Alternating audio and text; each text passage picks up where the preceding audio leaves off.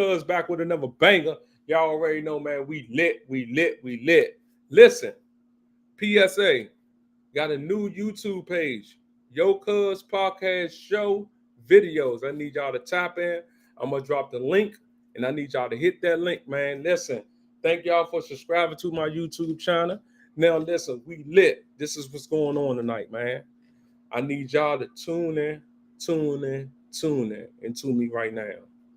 I need y'all to help me grow my other channel, man. I need y'all to go over to Yocuzpodcastt show videos and subscribe to that channel, man, because y'all know I'm lit every night at 8 o'clock. Thank y'all for showing me so much love, but tonight it's on and popping. Listen, make sure y'all subscribe, like, and drop a comment to this video that's about to jump off right now. So this video is right here is how to manage your mental health. Y'all know lately I've been on this mental health type thing, man, because I know, man, it's a lot going on, and we need to stay on top of this. Real talk. We got to stay on top of this. So guess what? Thank y'all for tapping into Yocuzpodcastt. I'm about to drop this video, and I just need y'all to pay attention to what's going on, man, because it's on tonight. Thank y'all for tapping in. Let's go.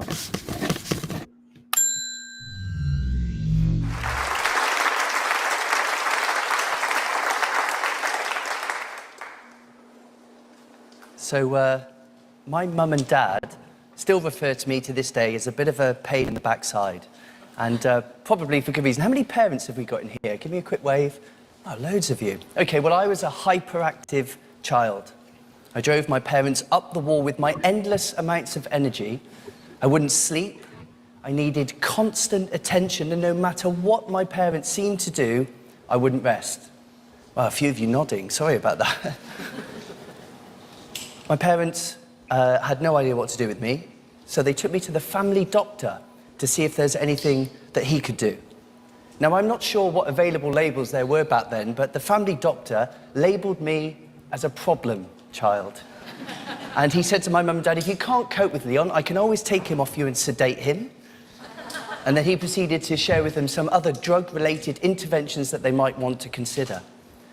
And for whatever reason, my mum and dad balked at this. They decided that they would find... Need to create more video content, but don't have enough hours in the day? Make sure y'all tap in, man. Hit that like button. We lit. So they gave me away to other people to look after. Mum and dad's friends and family, but that didn't work because everyone got very busy. And they were left, my mum and dad were left with their problem child at the end of their tether. You know, there's a picture of my mum and dad on their wedding day. They look young, healthy, vital. And there's a picture of the three of us less than 2 years later, and they look as though they've aged 25 years. So my parents decided to fight fire with fire, and they decided to attempt to tire me out.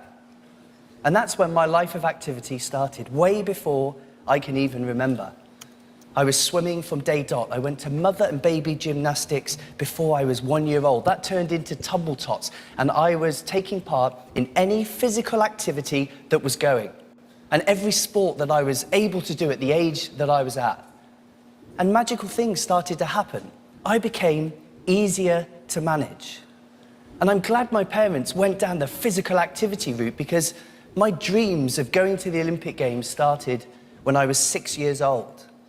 I watched the Olympic Games on the TV in 1984, and I told my dad then that I wanted to go to the Olympic Games. I used to get the Guinness Book of World Records at Christmas, and I would write down in my best handwriting my time next to the world record holder to see how many minutes I needed to take off. And I'm glad my parents went down this route, because when I was 9, or just before I was 9, I started diving. And that was one of the many sports that I tried, but actually, within a short space of time, it was clear to me that diving was the sport for me. Ultimately, I followed my Olympic dreams in the sport of diving, competing at 3 Olympic Games and even winning an Olympic medal in 2004. And none of that would have been possible if my mum and dad hadn't chosen physical movement as my medicine. So it's widely known the negative effects of inactivity on someone's physical health and the associated risk of disease. But what's really concerning me is the link between inactivity and someone's mental health.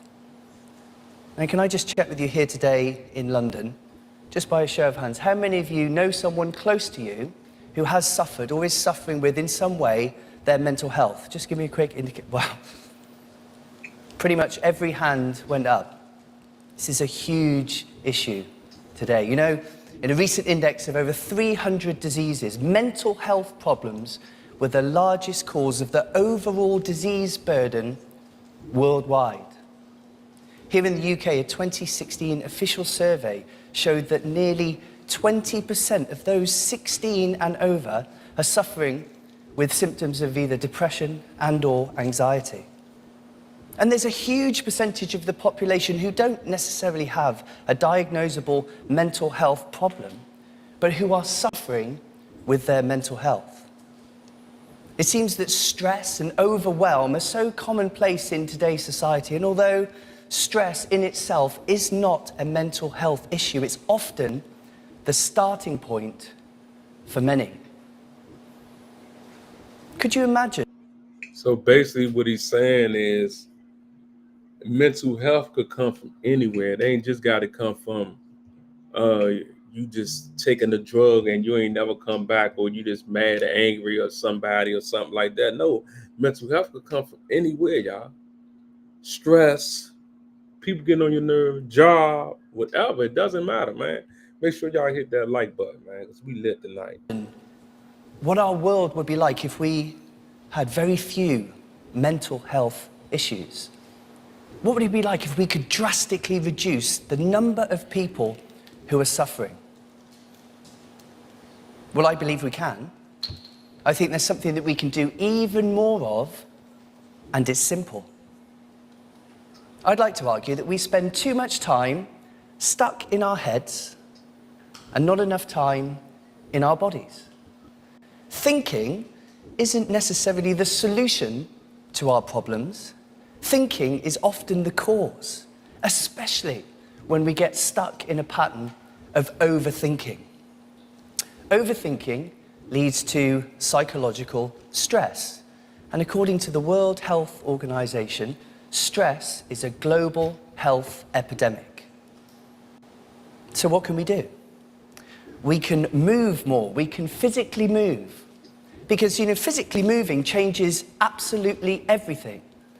And when I say everything, I mean our experience of the world. And what else is there? Fascinating things happen biochemically in the brain when we move. The first thing that happens when we begin to move physically, the human nervous system recognizes this as a moment of stress. And in order, because it thinks you're about to fight or flee from an enemy. And in order to protect you, your brain releases a chemical, a protein called brain-derived neurotrophic factor. Fancy name, BDNF for short. BDNF repairs the brain, protects the brain, and it also plays a key role in creating new neurons, specifically in the hippocampus area of the brain. My work is easy because I use ClickUp. Here's how I keep... Listen, man, the man spitting all facts, man. Your brain... It's one that you may be more familiar with, endorphins. Brain, Endorphins are often attributed to the high that we feel after moving physically, but their role is to dumb down any discomfort that we might encounter from fighting or fleeing from that enemy. So essentially, it's the chemical mix of BDNF and endorphin, which explain why things are often clearer and we feel more at ease after moving physically. But how does this show up in the real world? How do we experience this? Well, moving physically in the short term immediately changes our state. Thanks. Immediately changes our state. It boosts our mood, and it releases the buildup of stress in our human nervous system. And over the long term, consistent physical movement changes the structure of our brain. It boosts self-esteem and decreases the biological reaction to psychological stress. Psychological stress is clearly the enemy to our mental health. And it's physical movement that is our best weapon to respond. This isn't new. Cicero, who was around over 2,000 years ago, arguably one of Rome's greatest orators, said this: "It is exercise alone that supports the spirits and keeps the mind in vigor." And he was right. And it seems more applicable now than ever. There's a whole body of research showing that movement is an effective intervention on more serious mental health issues. In 2013, there was a study into depression that showed that meditative movement, in this case it was yoga, qigong and tai chi, were effective in reducing symptoms of depression in all participants in that particular study. A few years later, a separate study showed that regular yoga practice as an intervention, and it must be regular, was effective in reducing the symptom severity of post-traumatic stress disorder, PTSD, even in some cases, so much so that PTSD diagnosis was no longer valid. A different type of movement intervention was used to combat anxiety disorders. It was shown that aerobic exercise actually was a fantastic intervention into those who are suffering. Those with anxiety, when they experience a physiological change that they are fearful of, for example, an increased heart rate, when it's through aerobic exercise, it helped make the fight-flight response, their stress system, less reactive, and therefore building a resilience and a tolerance to such symptoms, resulting in infrequent, less frequent, and less intense anxiety episodes. Have you ever heard content creators say, comment the word burgers below, and I'll send you a... Make sure y'all pay attention to everything that he's saying, man. We lit tonight on Yocuzpodcast. Let's go. And O'Connor in 2016 showed that 20-minute bouts of medium intensity exercise successfully reduced symptoms of those with attention deficit hyperactivity disorder, ADHD. And that's certainly reflective of how movement was used as an intervention when I was younger. So what would happen if we reclaimed our mental health by moving more? Well, there's two actions that you can all take. The first one is when you find yourself in a context where you're stressed, whatever that is. Maybe you're hunched over the laptop. Maybe it's a completely different context. When you're stressed, you're poisoning your body. There's chemical changes taking place. Cortisol is going through the roof. Adrenaline's going through the roof. And if you don't change that, then you're poisoning your body. The thing that you do is get up and go for a walk, if that is available to you. If you're physically not capable of that, even just changing your posture and the rhythm of your breath is enough to change the chemicals in the brain and move you from stress more towards wellness. The most important thing here is we disrupt this constant pattern. We disrupt the buildup of stress, and do this as often as you can. And the second long-term solution is a challenge. I challenge you to find your movement, your physical movement, sport, activity. It doesn't matter what it is, but there's something very important at play here. And I learnt this the hard way. So clearly, diving was my movement. And you'd think that someone like me who used to train for 7 hours a day, 6 days a week, would be one of the most mentally well people around because of all of that movement. But that wasn't the case in my experience. In the Olympic Games in Sydney in 2000, I ended up 4th, and I knew that you couldn't get any closer to my dreams. That next year, things started to go south. I had a reconstructive shoulder surgery on my right shoulder. I had 7 months of painstaking rehabilitation, and I made it back to fitness only to have to go under the knife once again for a second shoulder reconstruction on this same shoulder, and then I fell into a ditch. For the next 8 months, life wasn't fair. Nah, he ain't lying with that shoulder situation. Like, for real, bro. Like when that shoulder come out that socket, it hurt. It really hurt. So what he's telling y'all is that that's the same pain that you're going to feel when you got mental health, bro. Like, everything hurt around you, bro. That shoulder game is not nothing to play with. Make sure y'all hit that like button, man. We lit. I fell into a depression. I was training and training and training, obsessing on all of the detail, knowing exactly what I needed to do, and I was stuck because something was missing. I hit rock bottom. I'm stood on a poolside, away from the crowds, with tears rolling down my face, my shoulders are hunched, and I've given up, because I've tried everything. And as often the way, there's a point where it turns around. And it was my mentor that came up to me at that time, and he gently put his hand on my shoulder, and he asked me a question. He said, Leon, remind me, why do you do this sport? Because I enjoy it. He said, well, why haven't I seen you smile for the past 8 months? And that was it. The reason I chose the sport in the first place over all of the sports I went into when I was young is because I enjoyed it. And because of the stress and the pressure that I was putting myself in, I was stuck in that negative spiral. I made one change when I went back to training the very next day.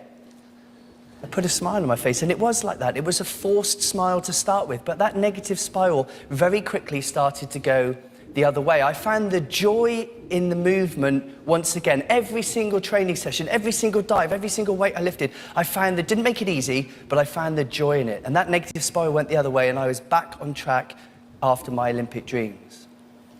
So my challenge to you, this isn't exercise for exercise's sake. This isn't forcing yourself to go to the gym. This isn't movement for movement's sake. This is find your movement, the movement that fills you with joy. So I challenge you to be creative, walk, run, swim, dive, play tennis, kick a football, even head off to one of those early morning sober raves. That's actually a thing, you should try them. Whatever you need to do, but the magic ingredient here is enjoyment. So what would happen if we moved more? And what is possible for movement as an intervention? Well, a number of years ago, I was asked to work with a young man as an executive coach. I was to be his performance coach, and on paper, things were looking amazing because he was a high flyer, accelerating through a massive organization here in London. He was already almost at the top of the very tree. But in reality, things were very different. When I sat down with him, I discovered that things were very dark. He was suffering with bipolar disorder. He was under the care of a psychiatrist, and over the past 5 or 6 years, the symptom severity of his bipolar disorder had slowly been increasing, and therefore the medication he was on subsequently was being upped and upped and upped, and he found himself to a point where it was tearing him, his young family apart, and he was right on the edge. Let me guess, you're thinking about going to therapy. And as a therapist myself, of course I'm going to say that's a great idea. An intervention. I asked him what he loved to do movement-wise. He proceeded to tell me a story how he used to love to run when he was younger. So he built a series of behaviors and habits around running.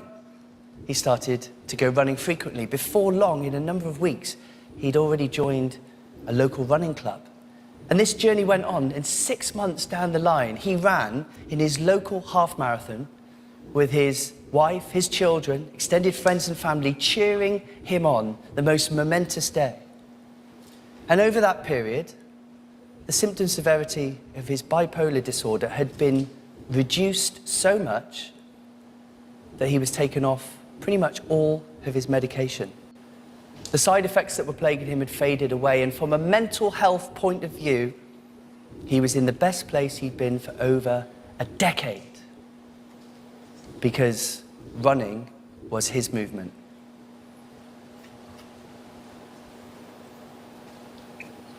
So there's a beautiful quote that I'm going to leave you with from Thomas Jefferson, who said this: "Exercise and application produce order to our affairs, health of body, cheerfulness of mind, and those make us precious to our friends."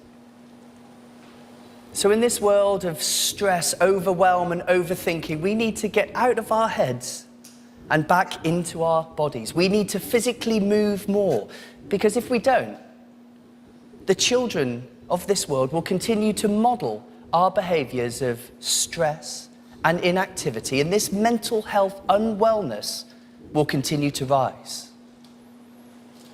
So here today, let's start a movement for movement. I challenge you to reclaim your mental health by finding your movement, the movement that fills you with joy, and do it as often as you can. Thank you. Thank y'all for tapping in the Yocuzpodcast. So basically what he was saying, manage your mental health. Don't take it for granted. It's a lot, bruh. Like, mental health can go on and on and on and on, bruh. Like, you just gotta sit back, man, watch videos and learn from this type of stuff, man. Like, because if you don't know, you just don't know. You know what I'm saying? Then you don't want to be no surprise. You feel what I'm saying? But I got another banger for y'all. How to eliminate self-doubt forever and power of. That's this we're talking about right here. Thank y'all for tapping in the Yocuzpodcast. I need y'all to hit that subscribe button and hit that link.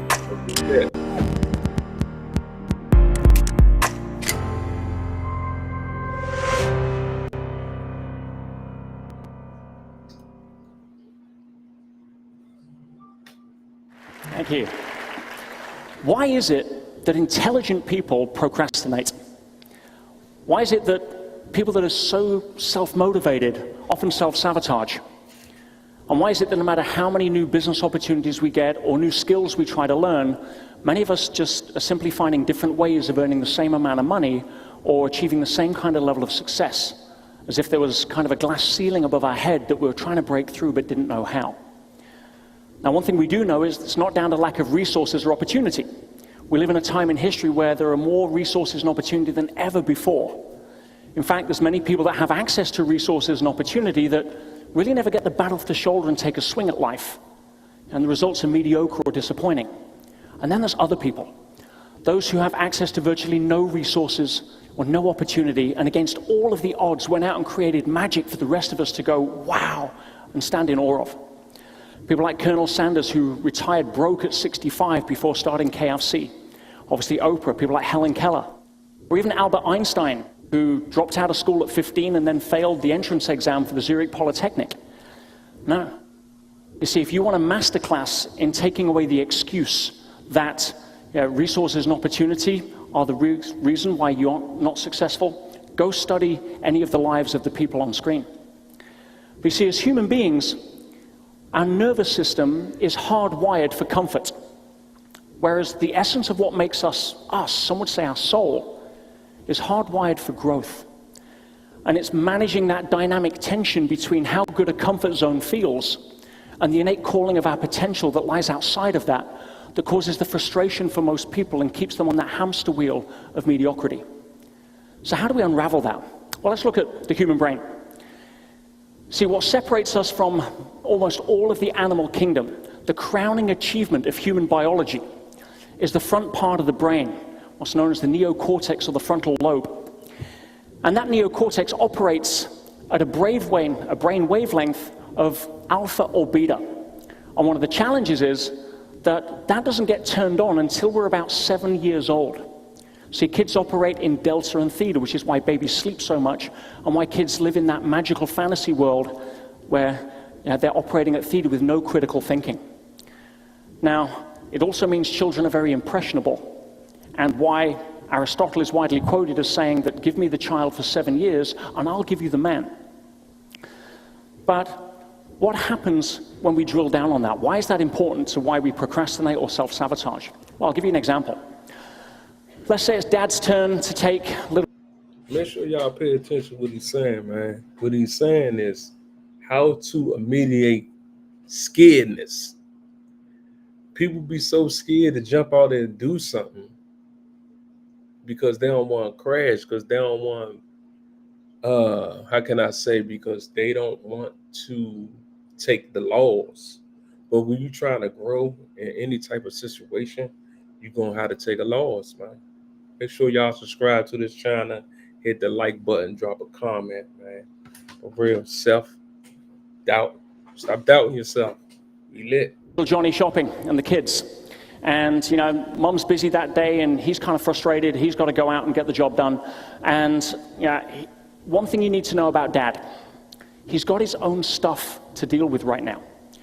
He's figuring out how to pay the credit card bill that was higher this month than he thought. He's worried about whether the boss is going to be downsizing soon. And he's still reeling from the lack of intimacy that morning caused by a fight that he had with his wife. He's dealing with the stuff as we all do. Now, little Johnny doesn't live in that world.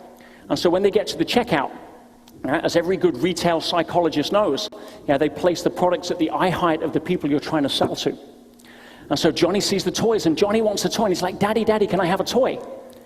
And Daddy comes out of his mind fog and says, no, you can't have a toy. For a start, he doesn't think he can afford it, but now's just not the time. But as parents will understand, children are prime examples of the ability to be persistent, are they not? And so little Johnny says, Daddy, Daddy, I want a toy. Please, can I have a toy? See, little Johnny doesn't live in a world of credit card debt.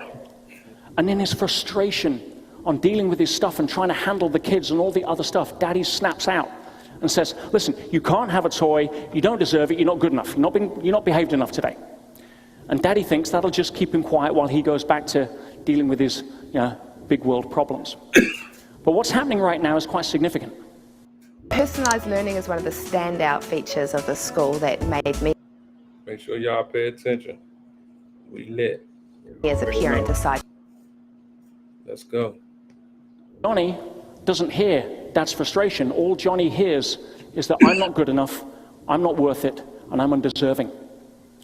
And probably spends a large part of the rest of his life unconsciously acting out that behavior to justify why he's right, including self-sabotaging if the threat of success comes along to challenge that inner model of the world.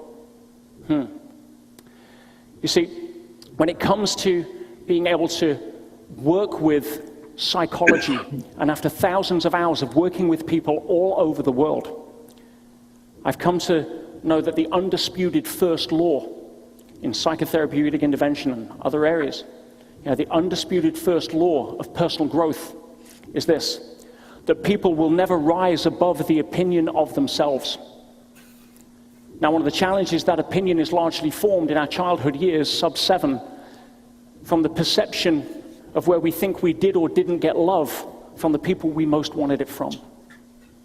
I usually let people sit with that one for a while. It also mirrors the first law of relationships, which I firmly believe states that no one can ever love us more than we love ourselves. Now, one of the other challenges on that is that we're also creatures of habit. Now, what does that mean? That means that prefrontal cortex, that neocortex, that frontal lobe that serves all of that executive decision-making is prime real estate. In fact, the brain weighs 1/50th of the body weight, but takes up 20% of all of the calories. Damn. So when it comes to using that frontal lobe, evolution has some shortcuts. It says, well, clearly you're using intelligence to make the decision, so it should be a good decision. So when you choose the fries instead of the salad, it doesn't care, its job is to adapt. And if you make that decision over and over again, then rather than take up critical thinking, which is meant to serve you intelligently, it hands it over to the midbrain. And it becomes an unconscious behavior or pattern, or what we also call a habit.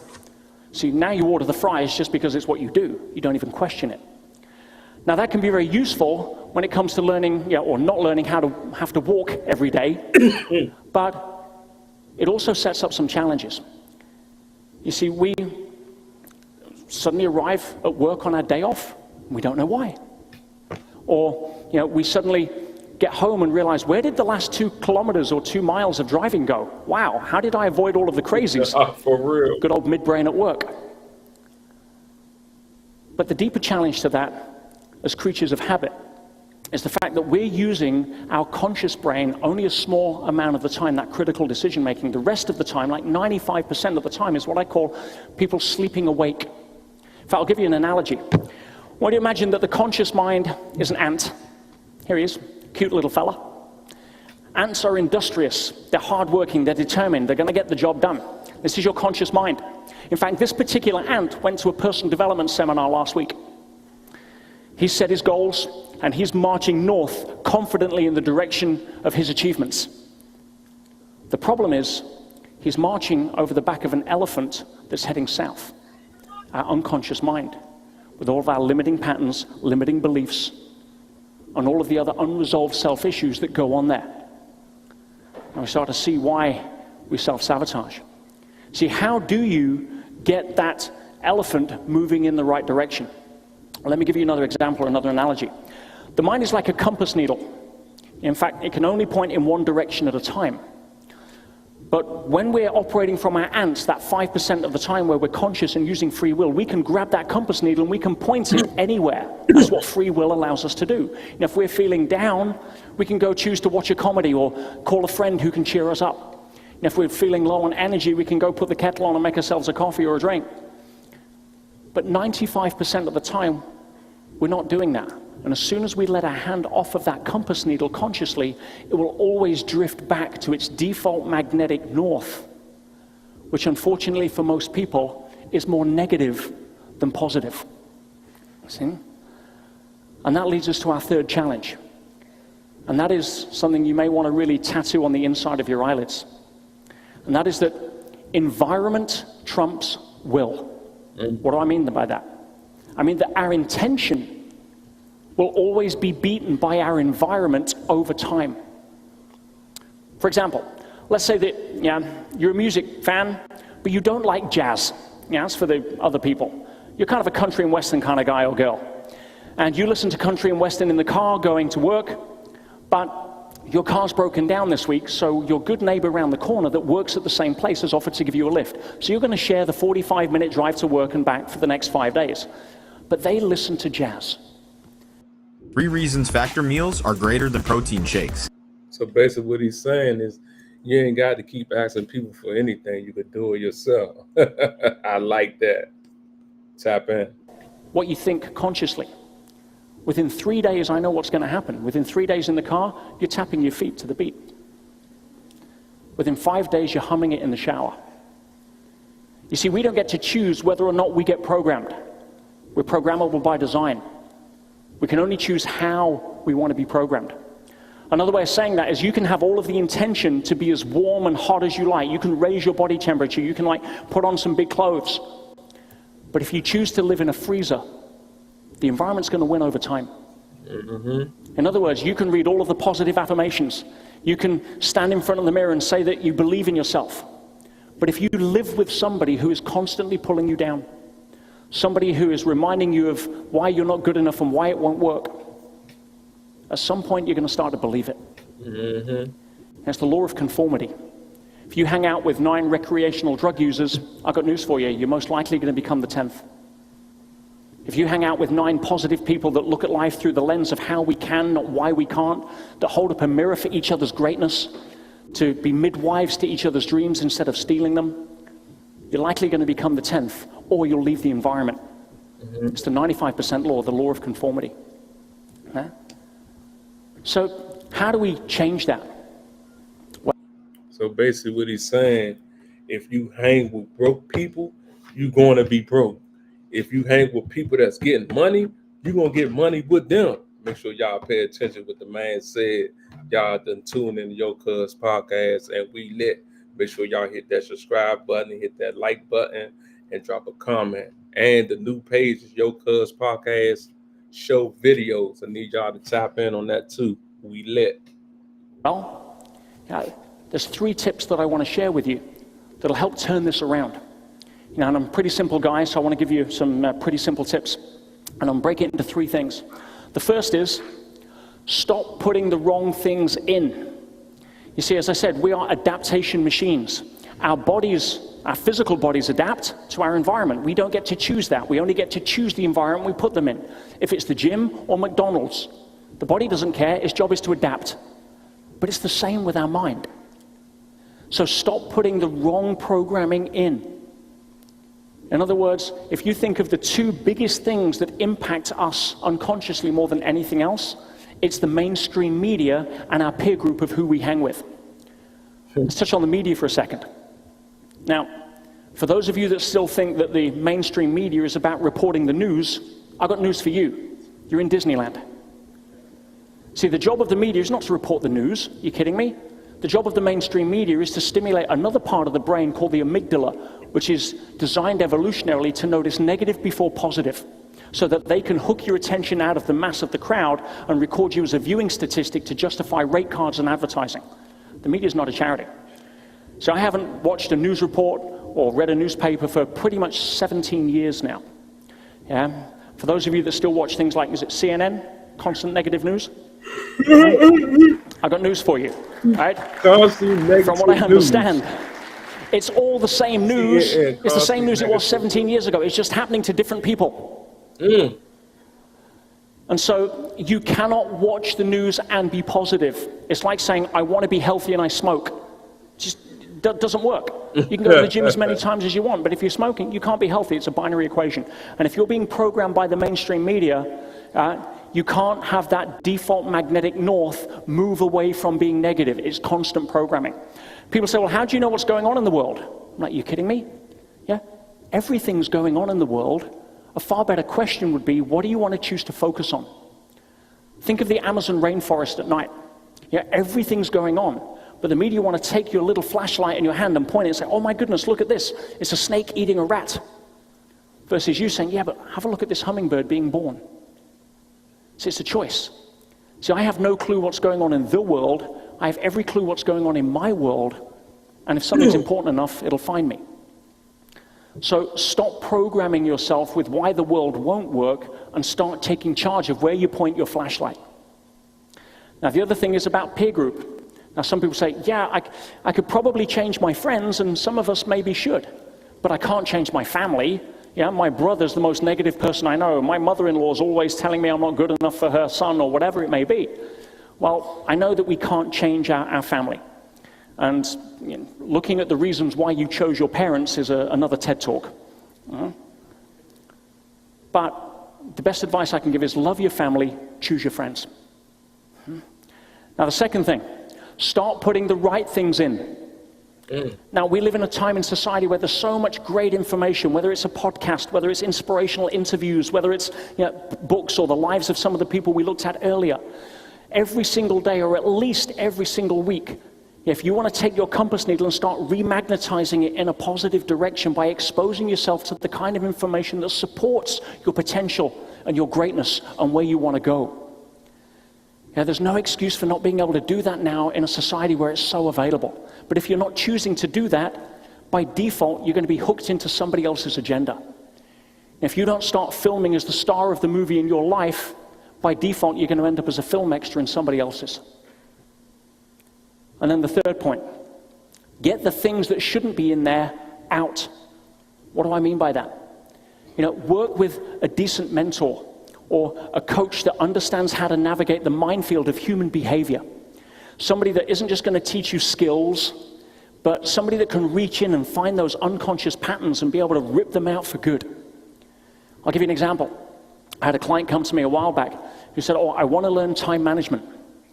Now, a normal coach or what have you would probably teach them some good time management skills. But within 2 minutes, it was easy to see that time management wasn't the issue. The real issue was his inability to deal with rejection.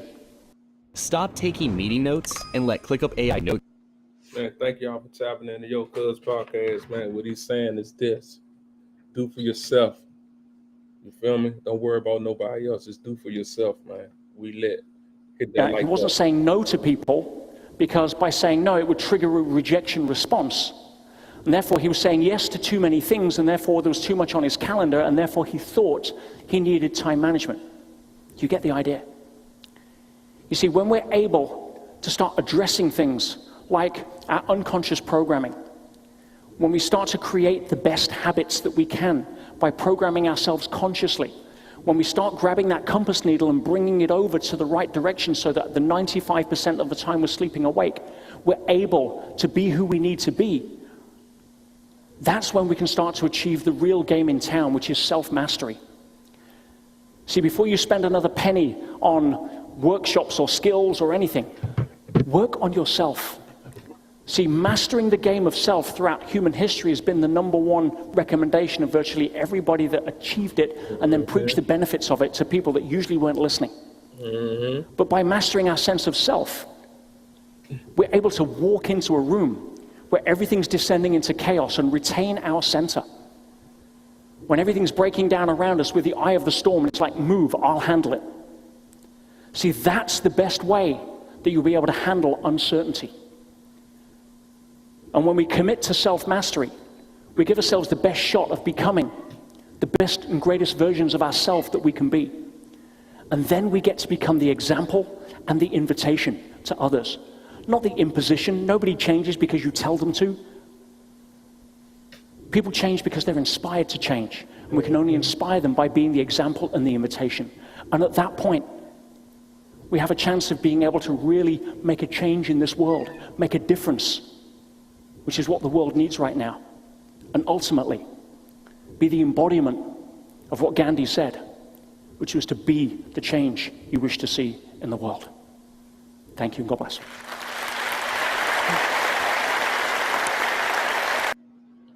Thank y'all for tapping in the Yocuzpodcast. Y'all know what it is, man. Hit that like button, drop a comment, and hit that subscribe button, man. Listen, got the new Yocuzpodcast video page is up. I'm going to post the link at the bottom of the video, and I need y'all to go hit that link and subscribe to that channel. Run me up, run me up, run me up. Y'all know what it is. I'll catch y'all in a minute. Gone.